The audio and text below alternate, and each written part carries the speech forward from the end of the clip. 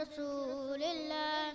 قال سمعت فاطمة عنها قالت دخل علي أبي رسول الله في بعض الأيام فقال السلام عليك يا فاطمة، فقلت وعليك السلام.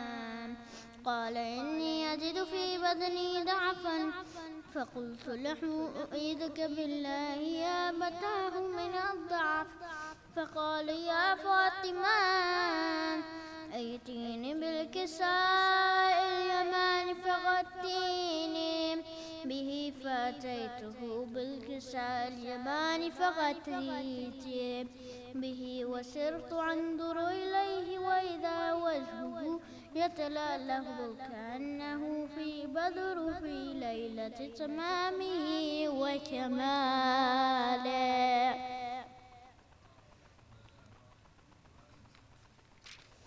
فما كانت إلا ساعة وإذا بولدي الحسن قد أقبل وقال السلام عليك يا أمه، فقلت وعليك السلام يا قرة عين وثمرة فؤاد.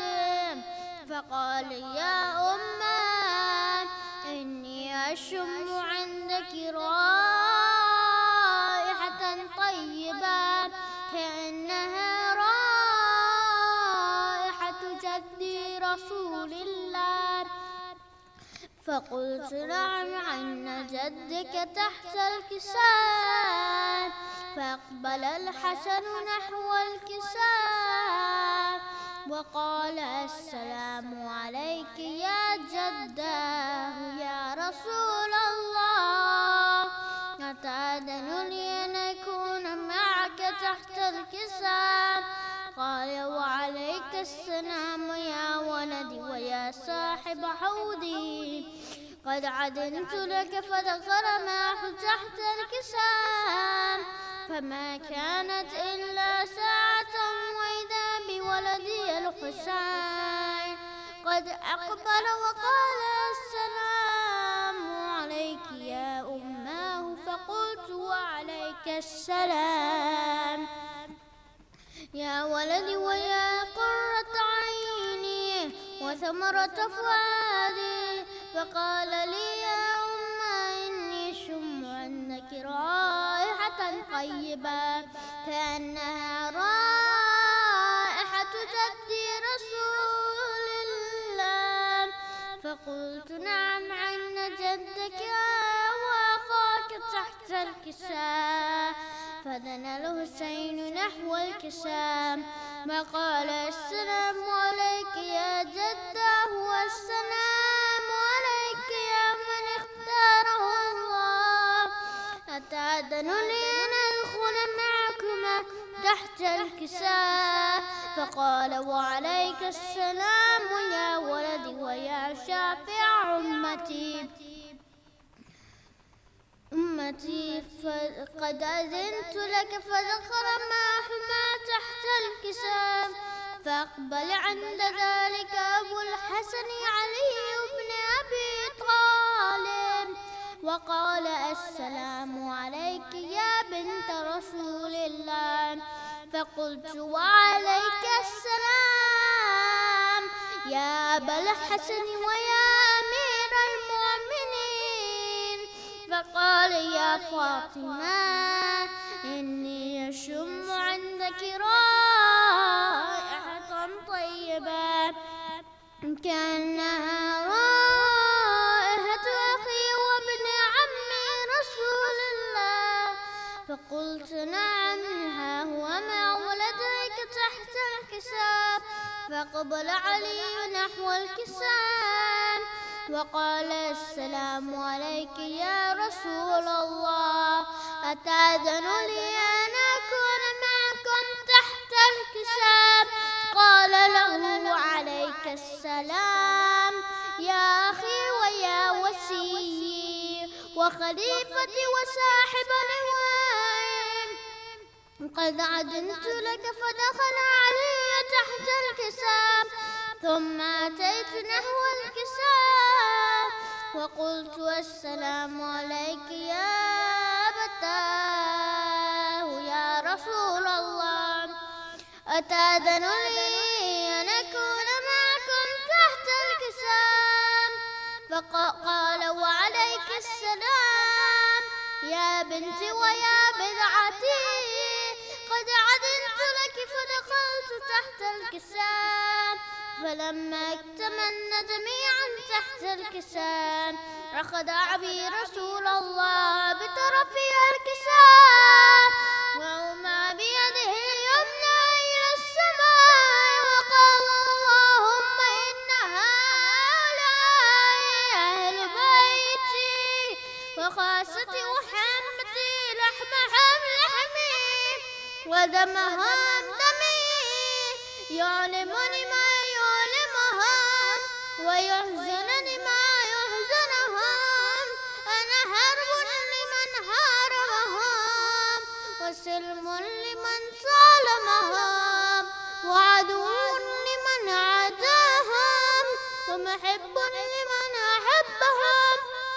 إنهم مني وأنا منهم، فاجعل صلواتك وبركاتك ورحمتك وغفرانك ورضوانك علي وعليهم، واذهب عنهم الرجس وطهرهم تطهيرا.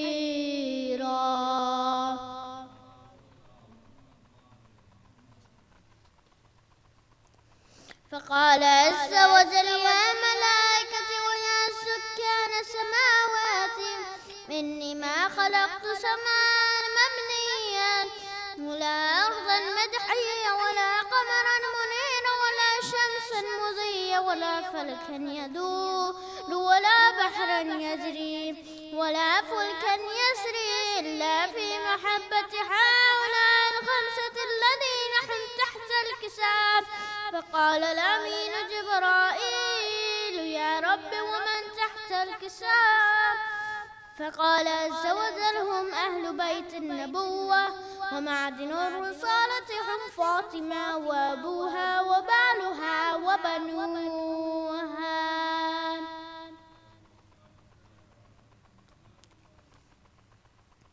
فقال جبرائيل يا رب أتأذن لي أن أحبط على العار ليكون معهم سادسا؟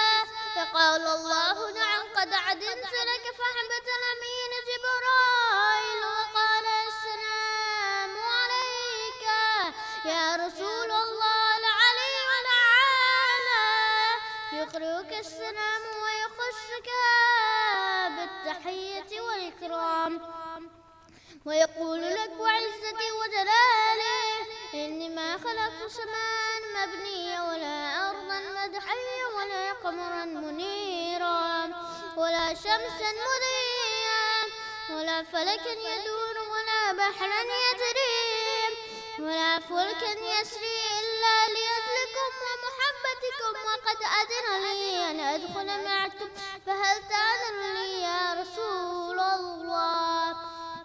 فقال رسول الله وعليك السلام يا أمين وحي الله، إنه نعم قد عدنت لك. فدخل جبرائيل وأنا تحت الكسام فقال لأبي إن الله قد أوحى إليكم يقول إنما يريد الله ليذهب عنكم الرجس أهل البيت ويطهركم تطهيرا.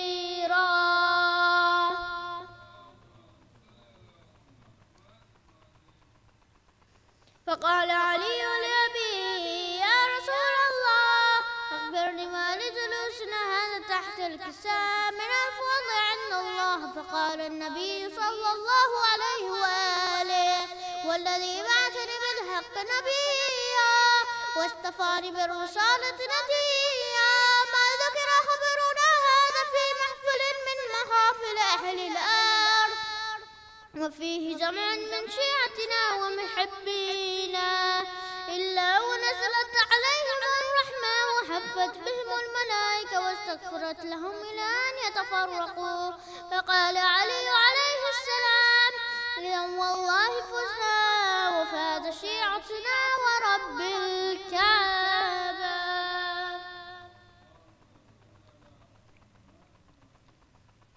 فقال أبي رسول الله صلى الله عليه وآله: يا علي والذي بعثني بالحق نبيا واصطفاني بالرسالة نجيا، ما ذكر خبرنا هذا في محفل من محافل أهل الأرض، وفيه جمع من شيعتنا ومحبينا، وفيهم محموم إلا وفرج الله حما إله يمين، ولا مغموم إلا وكشف الله غما إله يمين، ولا طالب حاجة إلا وقضى الله حاجة إله يمين، إلا وقضى الله حاجة. فقال علي عليه السلام: إذا والله فزنا وسعدنا، وكذلك شيعتنا فازوا وسعدوا في الدنيا والآخرة ورب الكعبة.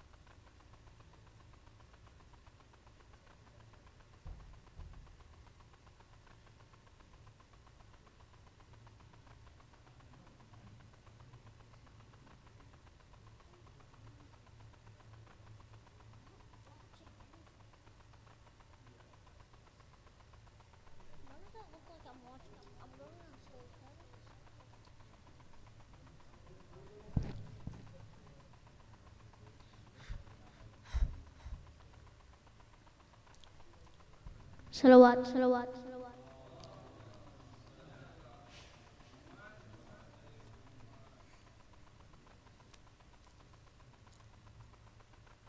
عابد کو جہاں غشاتا ہے دروں سے جگایا جاتا ہے عابد کو جہاں غشاتا ہے دروں سے جگایا جاتا ہے ایک پھول ہے جس کو کانٹوں پر ایک پھول ہے جس کو کانٹوں پر دن رات چلایا جاتا ہے عابد کو جہاں غشاتا ہے دروں سے جگایا جاتا ہے عباس کی غیرت سے کسر عابد کی اسیری پوچھتی ہے عباس کی غیرت سے کسر عابد کی اسیری پوچھتی ہے کیا 4 برس کی بہنا کو کیا 4 برس کی بہنا کو زندان میں سلایا جاتا ہے عابد کو جہاں غشاتا ہے دروں سے جگایا جاتا ہے سادات کے خیمے جلتے ہیں شعلوں میں گھری ہے آل نبی سادات کے خیمے جلتے ہیں شعلوں میں گھری ہے آل نبی پھر آج نبی کی بیٹی پر پھر آج نبی کی بیٹی پر دروازہ گرایا جاتا ہے عابد کو جہاں غشاتا ہے دروں سے جگایا جاتا ہے رہ کے شہیدین دیکھتے ہیں نیزے سے سکینہ کی جانب رہ کے شہیدین دیکھتے ہیں نیزے سے سکینہ کی جانب لگتا ہے پشت ناقہ سے لگتا ہے پشت ناقہ سے بچی کو گرایا جاتا ہے عابد کو جہاں خشاتا ہے دروں سے جگایا جاتا ہے عابد کو جہاں غشاتا ہے دروں سے جگایا جاتا ہے سلوات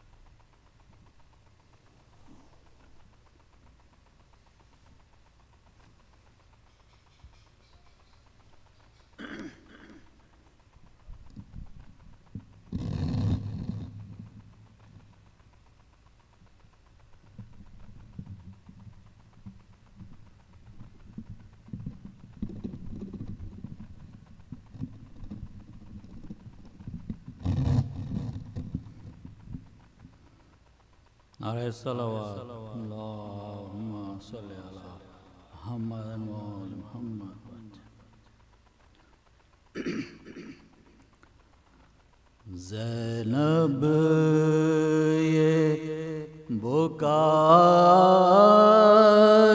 بھی کرتی ہے کھلے سر فریاد ہے بابا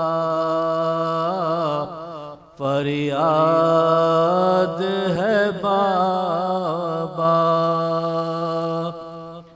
بے پردہ پھرائی گئی اولاد پیمبر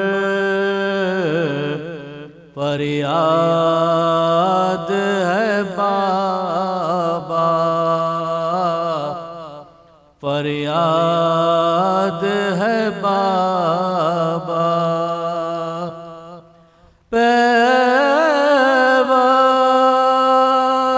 پیوست ہوا سینے میں اس طرح سے نیزہ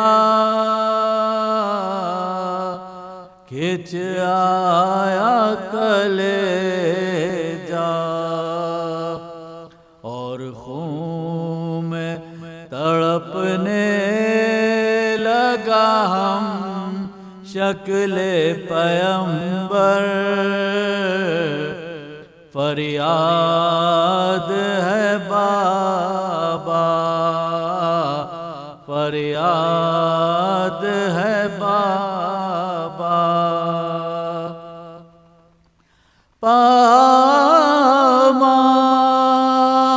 پامال ہوا قاسم نوشاہ کلاشا بیوہ ہوئی کبرا مہدی بھرے ہاتھوں کو دلہن رہ گئی مل کر فریاد ہے بابا فریاد ہے بابا اس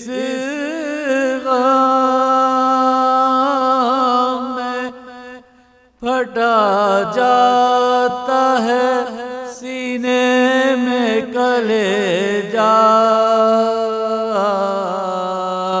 میں رہ گئی تنہا شبیر سا لاؤں گی کہاں سے میں برادر فریاد ہے بابا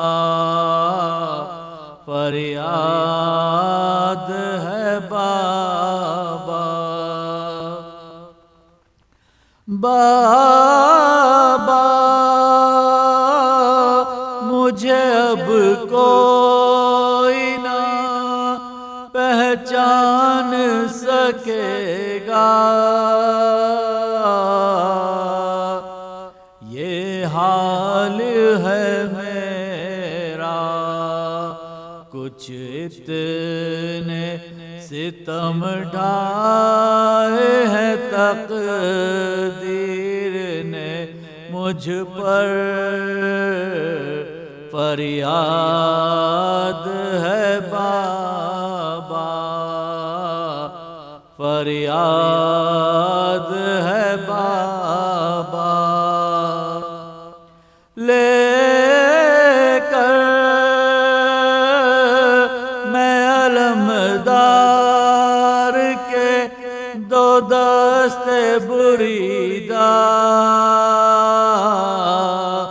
اور خون بھرا کرتا آؤں گی یہ کہتی ہوئی بابا سر محشر فریاد فریاد ہے بابا، فریاد ہے بابا، بے پردہ پھرائی گئی اولاد پیغمبر، فریاد ہے بابا، فریاد ہے بابا۔ درود پڑھنے والا بلند اللہم صلی علی محمد وعلی محمد۔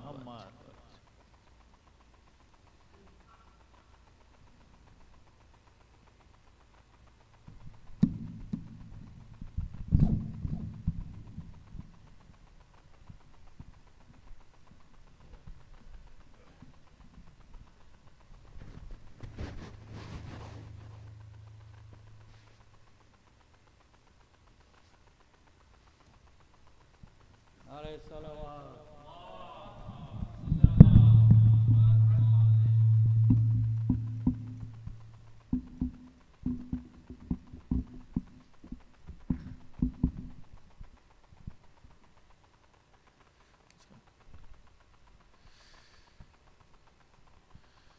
Before we begin, please recite Surah Fatiha for your marhumin and for the marhumin of all those mu'mineen mu'minat that do not have anyone to pray on their behalf.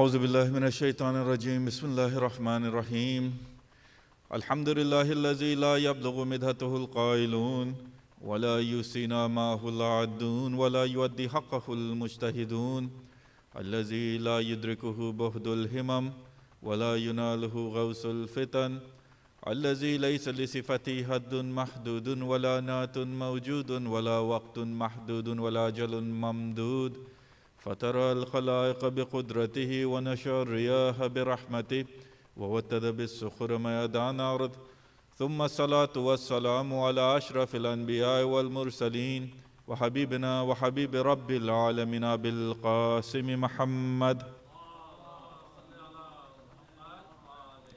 وعلى أهل بيته الطيبين الطاهرين واللعن على أدائهم أجمعين من أول يوم ظلمهم إلى قيام يوم الدين أما بعد فقال الله سبحانه وتعالى في كتابه المبين وقوله الحق بسم الله الرحمن الرحيم فاستجاب لهم ربهم عني لا أضيع عمل عامل منكم من ذكر أو أنثى بعضكم من بعض فالذين هاجروا وأخرجوا من ديارهم وأوذوا في سبيلي وقاتلوا وقتلوا لأكفرن عنهم سيئاتهم ولأدخلنهم جنات تجري من تحتها الأنهار ثوابا من عند الله والله عنده حسن الثواب صدق الله العلي العظيم.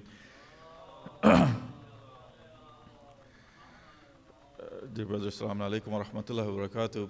As we had said that we were going to look at different aspects of Imam Zain al-Abideen's life, yesterday we looked at Imam Zain al-Abideen and dua. Imam Zain and the different ways that you are supposed to do dua in terms of raising your hands to Allah subhanahu wa ta'ala. And one of the other aspects of Imam Zain al-Abideen, or one of the other things that Imam Zain al-Abideen has given not just to Muslims but to all of humanity, is the Risalatul Huquq, the rights that he has talked about. When it comes to rights, Allah subhanahu wa ta'ala, this verse that I started this lecture off with, Allah subhanahu wa ta'ala, He talks about rights when He says that, He says, so their Lord accepted their prayer that I will not waste the work of a worker amongst you, whether you're male or female, alaykum assalam wa rahmatullah, whether you're male or female, the one of you being from the other.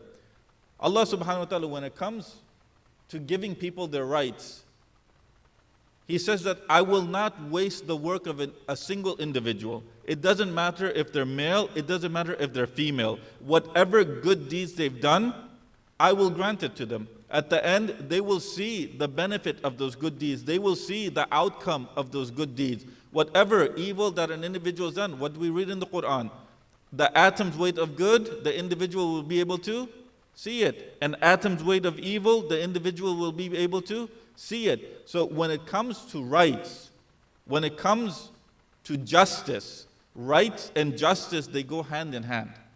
You can't be just and not give someone their rights. You can't be just and not give an individual their rights. So justice and rights, they go hand in hand. This is why when we say that Allah subhanahu wa ta'ala is just, He gives everyone their due right. What does justice mean in the Islamic terminology? In the Islamic terminology, justice, it literally means to put everything in its rightful place. Put everything in its rightful place. What do I mean? There's a bookshelf behind me. If I take a book out of there and I put it back in that shelf, that means that I have done justice to that book. Why? Because a bookshelf is meant for books. If I have a glove and I'm wearing it on my foot, I've done injustice to that glove. Why? Because that glove is not meant for the feet. The glove is meant for the hands. If there's a sock and I'm wearing it on my hands, that means that that is unjust. Justice means to put everything in its rightful place. So when Allah subhanahu wa ta'ala is going to mete out justice, that means that He's going to look at everything that we've done. And when it comes to justice, some people think that, hey, you know what, in this world, especially in the West, there's justice, justice, justice, justice. There is no justice in this world. There is no justice in this world yet. Why? Because justice requires that we see both aspects of the individual, the inner aspect and the outer aspect. What do I mean? The intention of an individual and what was the result of that action that they did. We need to see both of them. Why do I say this? Because sometimes an individual can have good intentions, but the result of that good intention is detrimental. Sometimes the individual, their intention is bad, their intention is evil. And you and I know people like that. They claim to be your friends, but their true intentions are something different. Their intention is something bad. They want harm to come to you. But what happens? Something good happens to you. In order for true justice to exist, we need to look at the person's intention. And in the court systems here, they don't look at intention because they can't. They can't. They don't know the inner being of an individual. They don't know what's in a person's heart. They don't look at intention. So what do they look at? Motive. They look, if you watch any show that deals with justice, that deals with law, or you pick up a book that deals with law, they'll tell you that you're looking at motive, you're not looking at intention. Why? Because we don't know the inner feelings of an individual. So there is no justice in this world. The only time that there will truly be justice is when there is a representative of Allah subhanahu wa ta'ala who knows the inner beings of an individual. When that individual judges us, then that is true justice. That is true justice. For an Islamic government to actually be Islamic, you truly need that representative of Allah subhanahu wa ta'ala. Even after the revolution of Iran, when they asked Imam Khomeini, you brought an Islamic revolution. What does he say? He says, this isn't completely Islamic. This isn't a theocracy. For a theocracy to exist, you need the representative of Allah subhanahu wa ta'ala. You need that connection, direct connection between the human beings and God. That connection does not exist. He himself, he says that connection will only exist when the 12th Imam appears. This is why there is no justice in this world. That's why I said yet. When the Imam appears, and the narrations are clear about how he's going to mete out justice, the Imam, when he appears, he's not going to judge based on whether or not you have two witnesses or not anymore. No, he's not. He's not going to look for two witnesses. He's not going to look for four witnesses. No, the Imam, he's going to judge based on his knowledge. The Imam, he's going to judge based on, or the same way Hazrat Sulaiman used to judge, the same way Hazrat Dawood used to judge. They did not look for two witnesses. What's happened nowadays? Why is it that the Imam is not going to ask for witnesses anymore? Because I can get two people to claim what? Anything I want. I can get two people to claim anything I want. This is why the Imam, when he appears, he's not going to look at whether or not they're witnesses. No, he's going to judge based on his own knowledge. And that's exactly how Allah subhanahu wa ta'ala judges. Based on his knowledge at the end. What do I mean? He's going to show everyone. He's going to show the individual everything that they've done. And he's going to judge based on their own actions. So when it comes to the rights of an individual, you see that Imam Zain al-Abideen al-Islam, Allahumma salli ala Muhammad wa ala Muhammad, he wrote a whole charter of rights. He wrote a whole charter of rights. And when you look at that charter of rights, you see that he didn't leave any stone unturned. In that charter of rights, over 50 rights of individuals, he talks about the right that Allah subhanahu wa ta'ala has. The greatest right in the eyes of Imam Zain al-Abideen. The right of Allah subhanahu wa ta'ala. What is that right of Allah subhanahu wa ta'ala?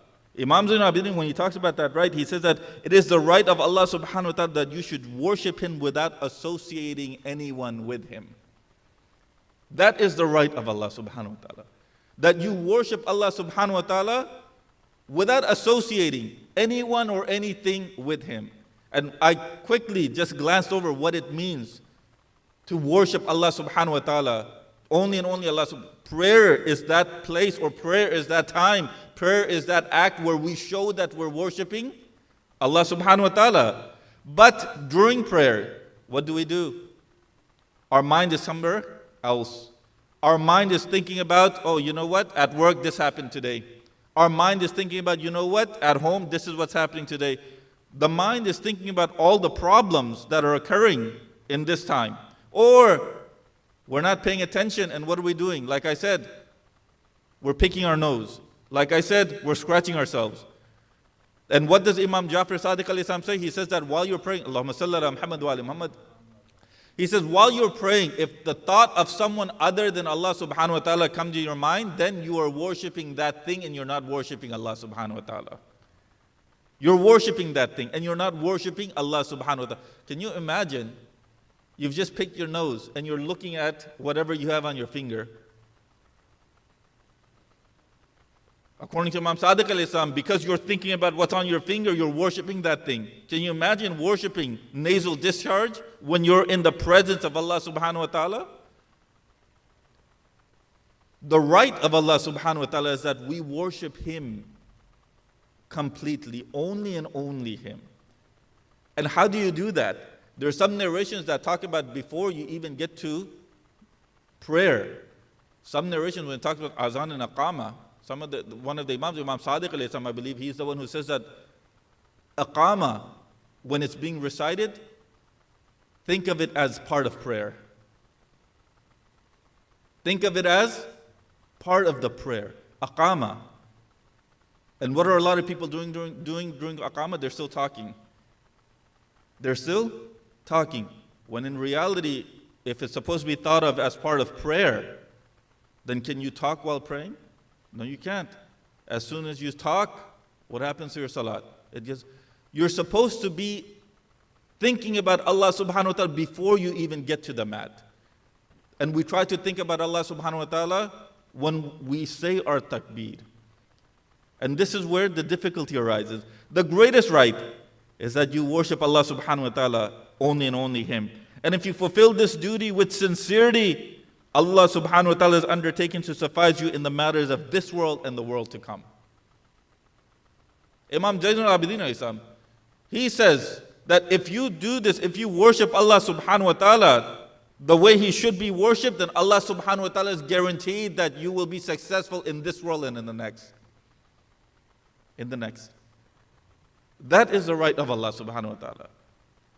That's one of the rights that Imam Zain al-Abideen, he speaks about. But this is a right between me and my Lord. A right between me and my Lord. The society that we live in, we're not just dealing with me and Allah subhanahu wa ta'ala. In a society, we're dealing with other individuals. So we need to know what the rights of all those other individuals are. And when I say individuals, it's not just one person. For example, the rights of a brother, Imam Zain al-Abideen talks about. The rights of a father, Imam Zain al-Abideen talks about. The rights of a mother, Imam Zain al-Abideen talks about. The rights of a son, Imam Zain al-Abideen talks about. The rights of a neighbor, Imam Zain al-Abideen talks about. The rights of a friend, Imam Zain al-Abideen talks about. The rights of all of your body parts, Imam Zain al-Abideen talks about. He talks about all of them. When it comes to the rights of the body parts, for example, Imam Zain al-Abideen, he says that all of your body parts, they have rights. Your eyes, they have rights. Your hands, they have rights. Your ears, they have rights. Your tongue, it has a right. What is the right of the tongue? That you do not accustom it to swearing. You do not accustom it to saying anything that is haram. What is the right of the ears? That you do not accustom it to listening to something that is haram. And it says not music, not only music, but something that is prevalent in a lot of societies is ghibat, gossip, ghibat. And what does the Holy Prophet say about ghibat? Ghibat eats up good deeds the same way fire eats up wood. Ghibat. The rights of the hands are what? That you do not do anything haram with them. The rights of the feet are what? That you do not go to any places that are haram to go to. The rights of the stomach, Imam Zain al-Abideen talks about it. Imam, he says that the right of the stomach is what? That you do not make it a house for something haram. You do not make it a house, abode for anything that is haram. The rights of a stomach. Imam, he goes from Allah subhanahu wa ta'ala. He talks about the rights of every single body part this human being has. And then he goes and talks about the rights of, for example, the rights of a mother, the rights of a wife, the rights of a father. Who are all these individuals? These are supposed to be the friends. All of these individuals are those people that we have surrounded ourselves with. These individuals are those people that are always around us. They're always around us. So what are those rights, for example, when it comes to friends? That's something that we really need to speak about. Not just friends. When it comes to friends, you'll have non-Muslim friends. When it comes to friends, you'll have Muslim friends. When it comes to friends, you'll have Shia friends. Correct? So what's happening to that circle? That circle, it starts off very general. And then it becomes narrower and narrower. The more narrow that circle becomes, the more rights that individual has. The more narrow that circle becomes, the more rights that individual has. What do I mean? You just have all of humanity. From humanity, if you go lower, then what do you have? You have those people that believe in one of the books of Allah subhanahu wa ta'ala. From those people that believe in one of the books of Allah subhanahu wa ta'ala, then what do you have? You have Muslims. From Muslims, then you have Shias. From Shias, then you will have what? Your friends. Your friends. Even smaller than that is your family. Even smaller than that is what? Your immediate family. Even smaller than that would be, for example, your parents. The more lower you go, the smaller that circle becomes, the more rights that individual within that circle has. The more rights that individual within that circle has. So that's why you see, for example, when Imam Zain al-Abideen, he talks about the rights of a mother. He says that you should always remember that she carried you for 9 months in her belly. And that's not an easy task. That Imam Zain al-Abideen says that. Always remember that she carried you for 9 months.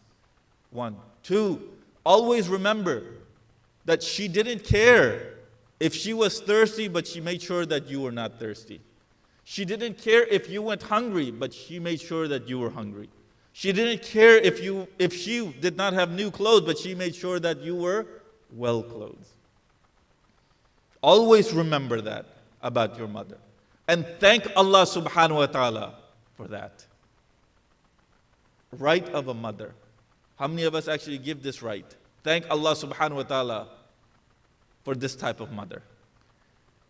When it comes to the right of a father, Imam Zain al-Abideen, he says that, look, one of the rights of the father is that the good deeds that are within you, they come from him. They come from him. You have to remember that if you do something bad, it's going to be a reflection of your father also. It's going to reflect on your... For example, let's look at me. If I was to do something haram, me, forget everyone, me. If I was to do something haram, what would the community say? Would they not also point a finger at my father? They would. They would. And this is what the case is everywhere. When the child does something bad, what does the community do? Oh, the parents. The parents didn't raise the child well. The parents did not raise the child well. When the child leaves the fold of Islam at the age of 18, 19, 20, who do they blame? The parents. The parents did not bring the child to the center. The parents did not teach the child Quran. The parents. And from the parents, and from the culture that you and I come from, who gets the blame? The mother.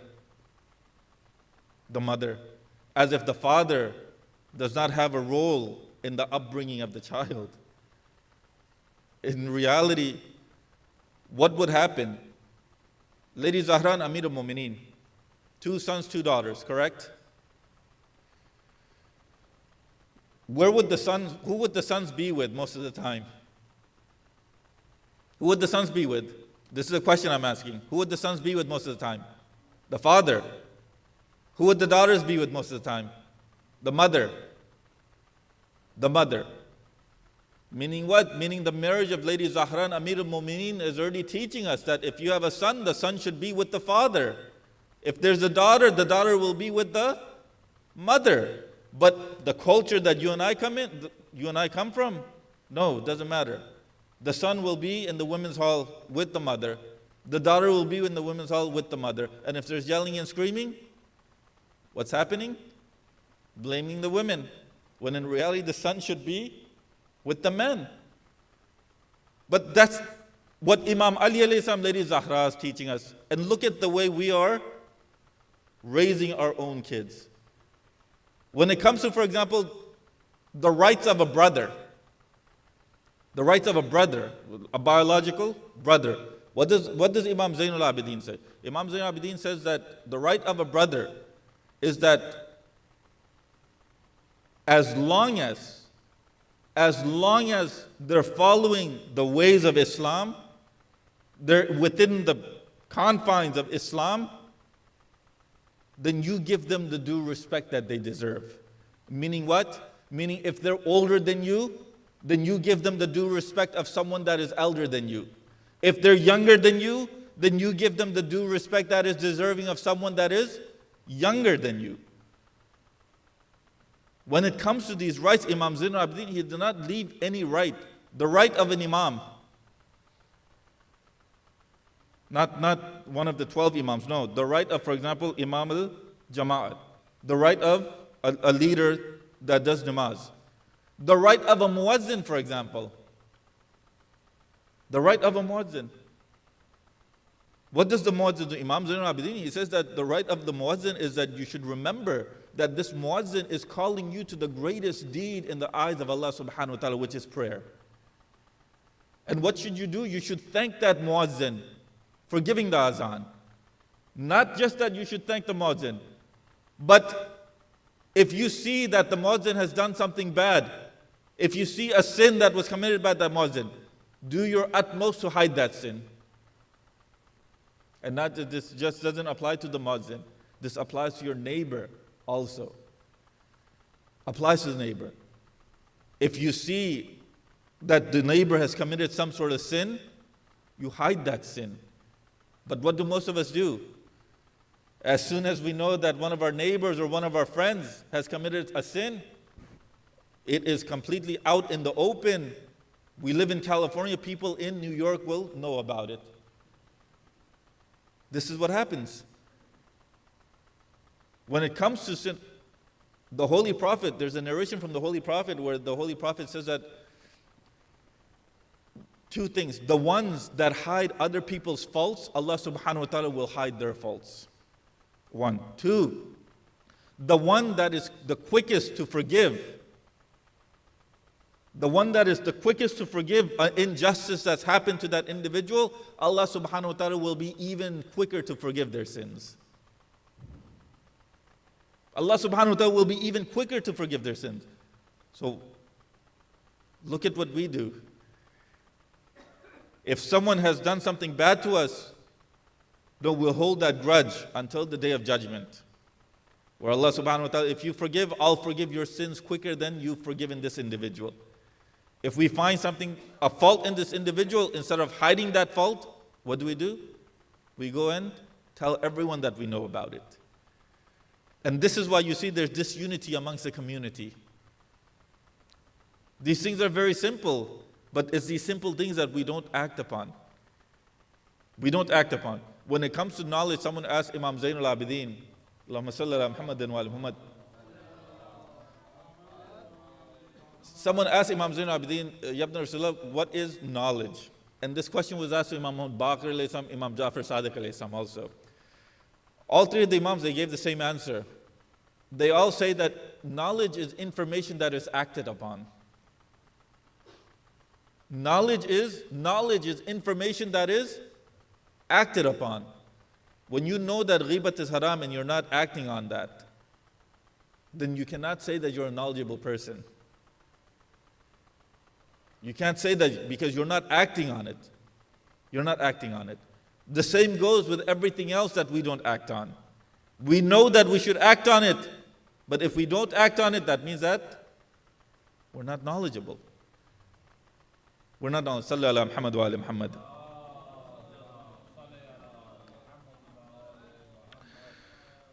When it comes to, for example, the rights of the rituals, the rights of prayers, for example, Imam Zain al-Abideen, he says that it is the right of the prayer that you must think of it as an audience with Allah subhanahu wa ta'ala.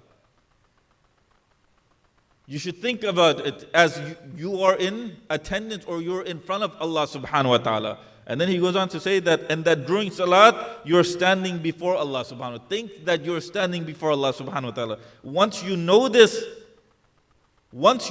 and you recognize this, then there will never be any slowness in coming to prayers. When you recognize that you're actually standing and communicating with Allah subhanahu wa ta'ala, then Imam Zain al-Abideen, he says, when you finally come to this recognition, your prayers will never be qaza. Meaning what? Meaning that lutf that you have, it will constantly be there. Let's look at some things that we do in the world. People work out. I know, looking at everyone here, not many, but people do work out, correct? When they work out, they have a whole plan ready for them. And they want to follow that plan. Maybe it's a 1 month plan, 2 month plan, 3 month, whatever the case is. They have a whole plan before they even get to the gym. They have a whole plan. And then what do? They do their best to follow that plan.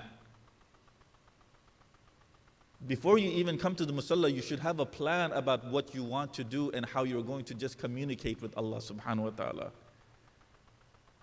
That plan should already be there. You should already know, and this is what Imam Zain al-Abideen is telling us. He's giving us that plan. He's saying that one of the things you should recognize is that this is you communicating with Allah subhanahu wa ta'ala. When you come with that recognition, then what's going to happen? Everything else is going to be secondary. That's it. And he goes on and he talks about the rights of fast, the rights of pilgrimage, and he goes on to talks about the rights of sadaqah, the rights of the sacrificial animal. But one of the rights that I want to talk about are, for example, the rights of those people that are considered to be students. The rights of a wife. Maybe inshallah I'll leave this for some other time. The rights of a wife, the rights of a husband. It's not just, there's the rights of, no, the rights of a wife, the rights of a husband are there too. But when it comes to, for example, The rights of a child. This is something that we do need to speak about. The rights of a child. Imam, he goes on to say that it's the right of your child to know that he is from you and with all his virtues and vices connected to you in this world. This is what I was hinting at. If the child does something bad, it's going to be a reflection of you. It's going to be a reflection of you. For the sisters, if the child isn't wearing hijab, it's going to be a reflection of the mother. For the brothers, if the child is doing something that is supposed to be haram, looking at non-mahram, for example, that's going to be a reflection of the father. It's going to be a reflection of the father. But he goes on to say, Imam, he goes on to say that you are responsible for instructing him in good manners, guiding him towards his Lord and helping him to follow his commandments which concern you or him. And you will be rewarded or punished. You will be rewarded or punished. Who? The child? No, the father. The father will be rewarded or punished based on what? What the child does. Meaning what? Meaning if the father instills bad morals, bad character traits within that child, who's held responsible? Even in society, who will be held responsible? The father. The father. In the eyes of Allah subhanahu wa ta'ala, who will be held responsible? The father. If the child tomorrow says, Ya Allah, this was my father, he taught me this. What's the father going to say? Nothing. They're going to say no. Or the most they can say is, oh, Ya Allah, my father taught me that too. And it's just going to go back until they get to Hazrat Adam alayhi salam. But this is the rights of a child. Imam, he goes on to say, you should endeavor in his training like the person who's going to be adorned by his good influence in this world.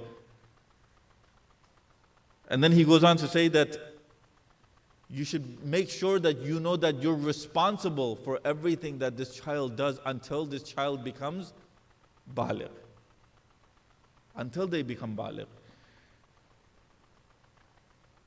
Imam, he goes on to talk about the rights of a brother, the rights of those that are emancipated, the rights of the muazzin I talked about, the rights of the imam, the rights of the companion, the rights of your neighbor. When it comes to the rights of the neighbor, Imam, he goes on to say that it's the right of your neighbor to safeguard his interest in his absence and respect him in his presence and to help and assist them in both conditions. Do not look for concealed defects in these individuals. And this is what we do. We look for defects that are in an individual. Why? One, so tomorrow if this individual does something against us, we have something against them. Against them. When it comes to spying, what does Allah subhanahu wa ta'ala? Allah subhanahu wa ta'ala clearly states in the Quran, La tajassus. Do not spy on one another. Clearly. But what is it that we do? We spy on others. Mu'mineen, mu'minat. The Imam, he goes on to talk about the rights of wealth. The rights of, well, it doesn't matter if it's $1, it doesn't matter if it's $1 billion.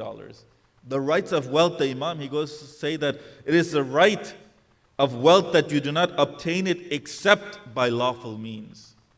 You do not obtain it except by lawful means, and you do not spend it but in lawful ways. You do not spend it but in lawful ways. Some of us will get wealth in a lawful way, but we'll spend it in something that is haram. Or we'll get the wealth unlawfully, but then we'll think, hey, you know what? If I spend it in something that is halal, for example, if I just give sadaqah, this money will become halal. If I just give khums, this money will become halal. But if I donate it to the center, this money will just become halal. That's not how this works. You have to remember that every single dollar that you spend, you will be held accountable for on the Day of Judgment. Except if you spend the money in one certain respect. The narrations, they say that the amount of money that you spent, the money that you spent for Abu Abdullah Hussain alayhi salam, for the ziyarat of Imam Hussain alayhi salam, you will not be asked about that money. You will not be asked about that money. They won't ask you, why did you spend $2,000 for Ziyarat Imam Hussain? They won't ask you, why did you spend $10,000 for Ziyarat Imam Hussain?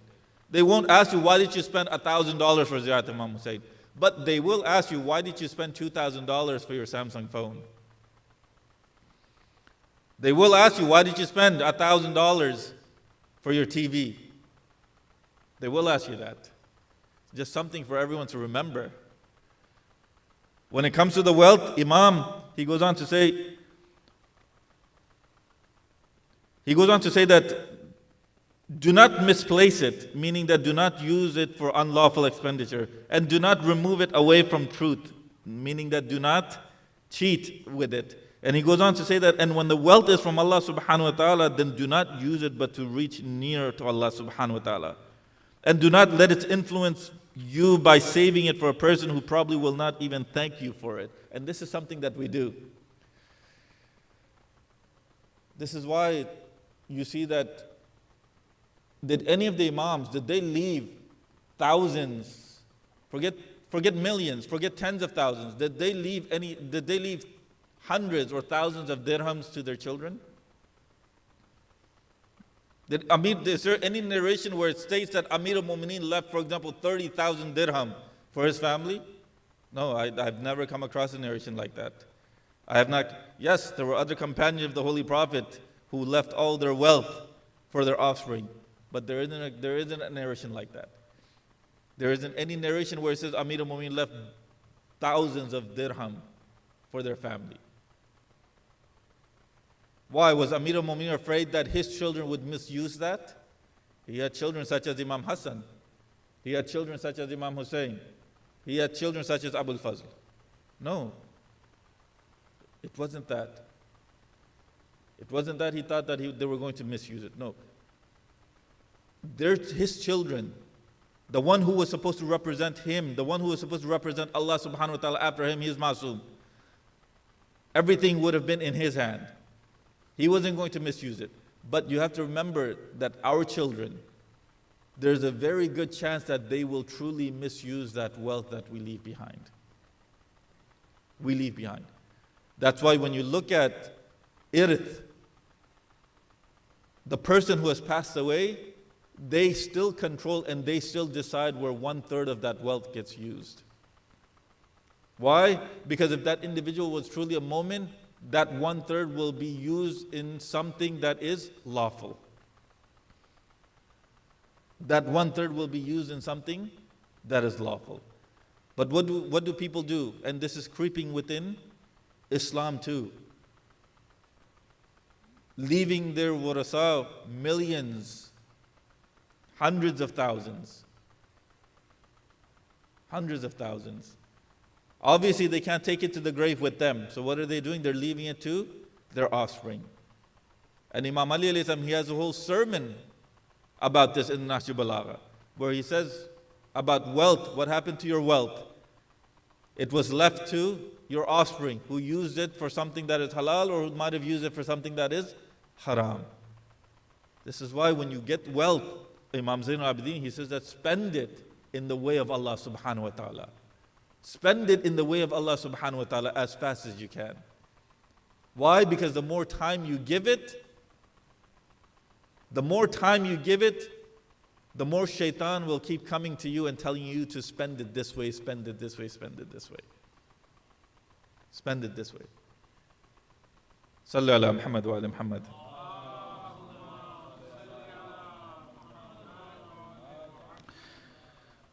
When it comes to, for example, the rights of one who seeks your counsel, Imam, he says that it's the right of the person who's seeking advice from you that if you have an advice for him, be sincere to him and give him that sincere advice.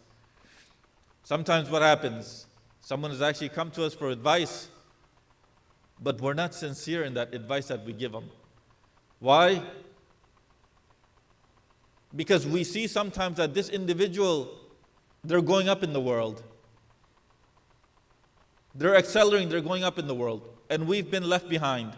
And because we've been left behind, what do we want to do? We don't want to see anyone else succeed. So what do? They come to us for advice thinking we're their friends, and we'll give them bad advice. Why? Because we're tired of seeing them succeed. We want to see them fail just so we can feel good about ourselves. We can feel good about ourselves. Imam, he goes on, he talks about the rights of an elder. The rights of an elder is that you must respect him because of his age and honor him because of his Islam, if he has any virtue from an Islamic standpoint. And this is something I want everyone to remember. Everyone, they talk about respect your elders, respect your elders, respect your elders. Respect your elders. Imam Zain al-Abideen, he doesn't just say respect your elders and end it there. No, Imam Zain al-Abideen, he has a condition for that respect of elders. What's that condition that I just read? The condition is that respect your elders as long as they have something of Islam within them. As long as they are Muslim. It's the right of an elder that you must respect him because of his age and honor him because of his Islam, if he has any virtue from an Islamic standard. If they have any virtue from an Islamic standpoint. If they're just an elder and they don't have those Islamic virtues within them, is it necessary for me to respect them? No. So the respect the elder, people just shorten that. Shorten that. When it comes to, for example, respecting the rights of the younger, it's the right of a younger person to love them by bringing them up and educating them properly, and to forgive them and cover their faults. Be kind to them and help them and cover up their mistakes committed because of their age, as this love and sympathy is a means of their repentance. So when it comes to the youngsters, it's our job as the elders to what? Forgive the mistakes that they make. And you see, a lot of the time, no, we're not forgiving. We're not forgiving of those mistakes. When it comes to Imam Zain al-Abideen, when you look at his life from Karbala, everything that he witnessed in Karbala, when he came back to Medina, and Mukhtar was already rounding up everyone that he could. You see that individuals came to Imam Zain al-Abideen for what? For clemency. Individuals, they came to Imam Zain al-Abideen to ask him, Yabna Rasulullah, the governments, they're looking for us. People of the government, they're looking for us. Can you help us? One of the individuals, he comes to the Imam, and he says to him, Yabna Rasulullah, please, can you help me? Imam, he goes, what do you need? He goes, the government's looking for me. He goes, okay, you're more than welcome to be at my house. The man, he starts to cry. He goes, Yabna Rasulullah, you don't recognize who I am? Imam, he goes, no, I recognize who you are. You're the one who struck that spear into my brother Ali al-Akbar's liver. You're that same individual that struck that spear into my brother Ali al-Akbar's liver. I know who you are. Yabna Rasulullah, even though you know? Yes, even though I know. Why? Because I'm a representative of Allah subhanahu wa ta'ala. I'm the representative of that individual that is all forgiving. If even my enemy comes to me for help, I will definitely help them. My enemy. Let alone friends coming and asking for help. That's why you see when Imam Zain al-Abideen, they say that when he came back to Medina, every time water would be brought in front of him, he would cry. Every time water would be brought in front of him, he would cry. When food would be brought in front of him, he would cry. One time they asked, while he was passing through the market, he was passing through the butcher's market, and the butcher was about to slaughter one of the rams. And he asked that butcher, did you give it water before you're taking it to slaughter? And he starts to cry. Did you make sure to give it water before you're taking it to slaughter? The butcher, he realized what Imam was saying. And he goes, Yabna Rasulullah, I made sure to give it water. Imam Zain al-Abideen, he remembers his father and he says, they martyred my father without even giving him water. The respect that is due to animals, they did not even give my father that type of respect. Sallallahu alayka ya Rasulallah. Sallallahu alayka ya Amir al-Mu'mineen. Sallallahu alayki ya Siddiqatu Fatima. Sallallahu alayka ya Hasan al-Mujtaba. Sallallahu alayka ya Gharib al-Ghuraba. Ya Aba Abdullah al-Hussain. Ya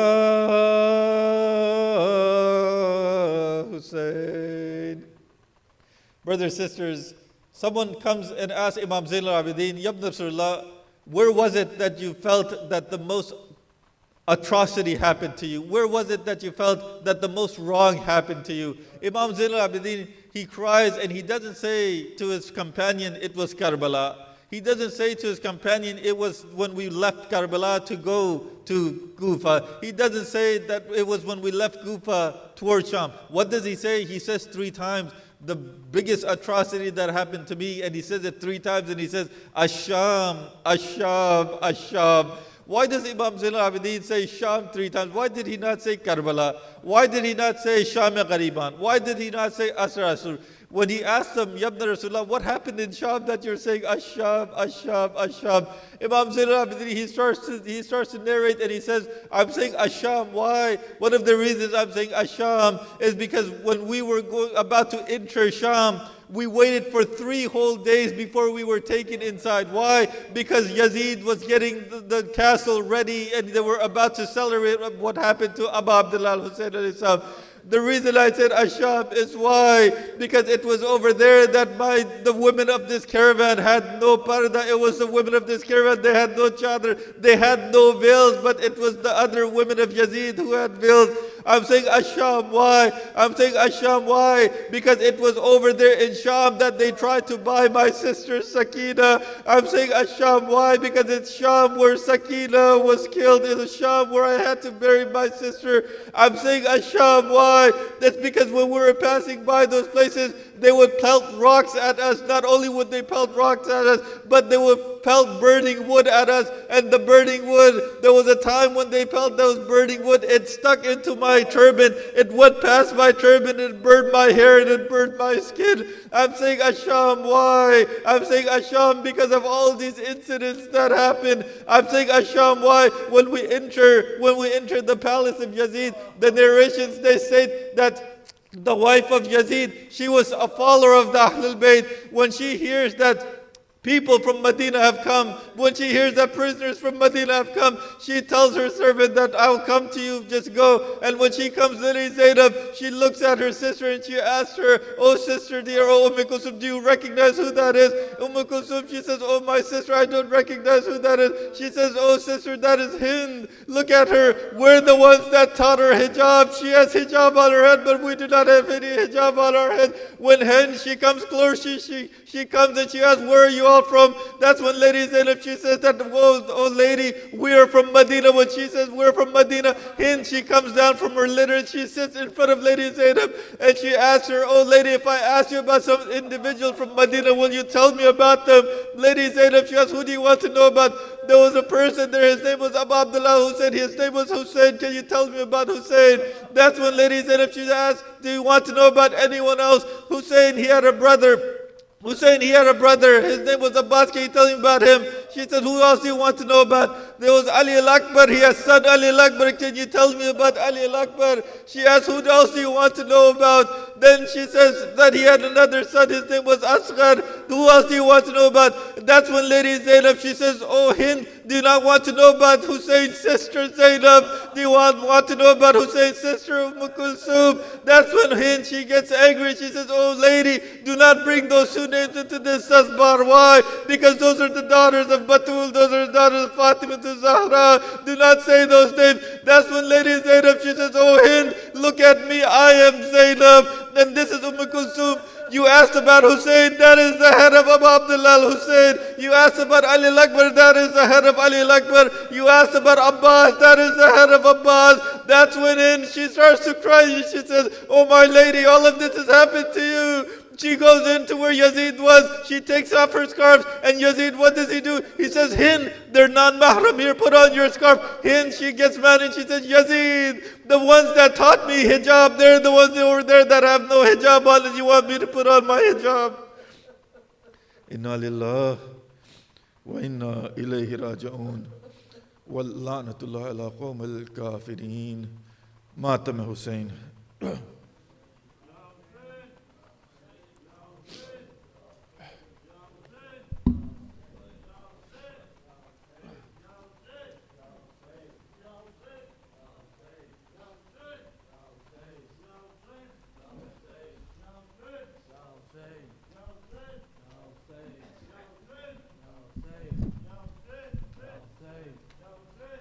Hussein.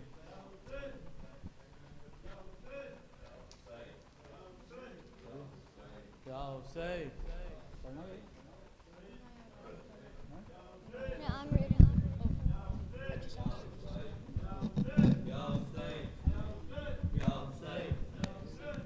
Hussein, Ya Hussein, Ya Hussein, Ya Hussein, Ya Hussein, Ya Hussein, Ya Hussein, Ya Hussein, Ya Hussein, Ya Hussein, Ya Hussein, Ya Hussein, Ya Hussein, Ya Hussein, Ya Hussein.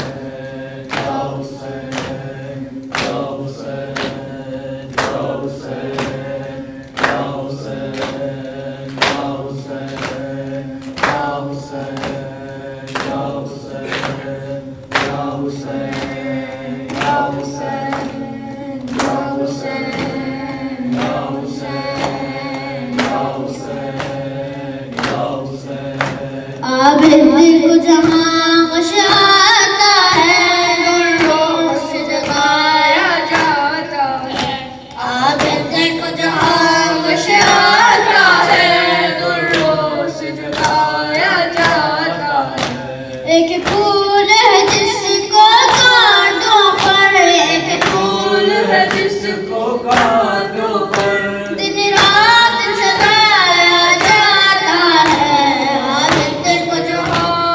आता है दुर्रों से जगाया जाता है आबिदी को जहाँ गशाता है दुर्रों से जगाया जाता है आकाश के गैरत से sir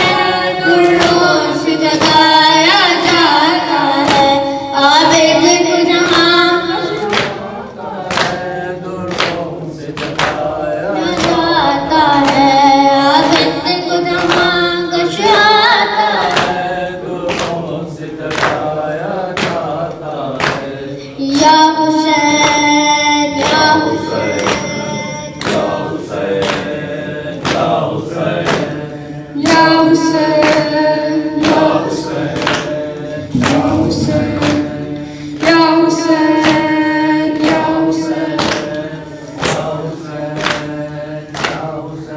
Ya Hussain, Ya Hussain, Ya Hussain, Ya Hussain. قبر دا سر سجنی میں صدا دیتی رہی تو نہ آیا غازی قبر دا سر سجنی میں صدا دیتی رہی تو نہ آیا غازی آ گئی شام علم لٹ گئے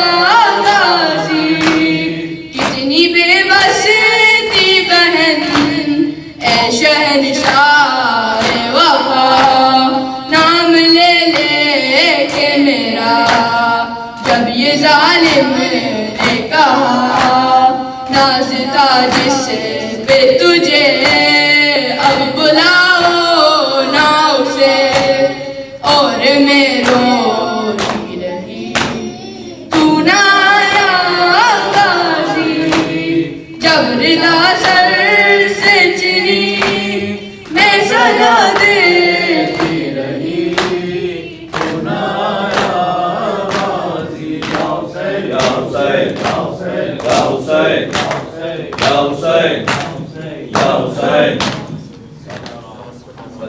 Assalamu alaikum ya Rasulullah. Assalamu alaikum ya Amir al-Mu'mineen. Assalamu alaikum ya Siddiqatu Fatimah al-Zahra Sayyidat al-Nisa al-Alameen. Assalamu alaikum ya Hasan al-Mujtaba. Assalamu alaikum ya Gharib al-Ghuraba ya Aba Abdullah. Assalamu alaikum ya Ali ibn al-Hussain. Assalamu alaikum ya Muhammad ibn Ali. السلام علیکم یا جعفر ابن محمد السلام علیکم یا موسیٰ ابن جعفر السلام علیکم یا علی ابن موسیٰ السلام علیکم یا محمد ابن علی السلام علیکم یا علی ابن محمد السلام علیکم یا حسن ابن علی السلام علیکم یا صاحب العصر زمان علمان علمان علمان من الفتن الزمان عجل اللہ تعالی فرجک و ظہورک وجعلنا من انصارك ورحمة الله وبركاته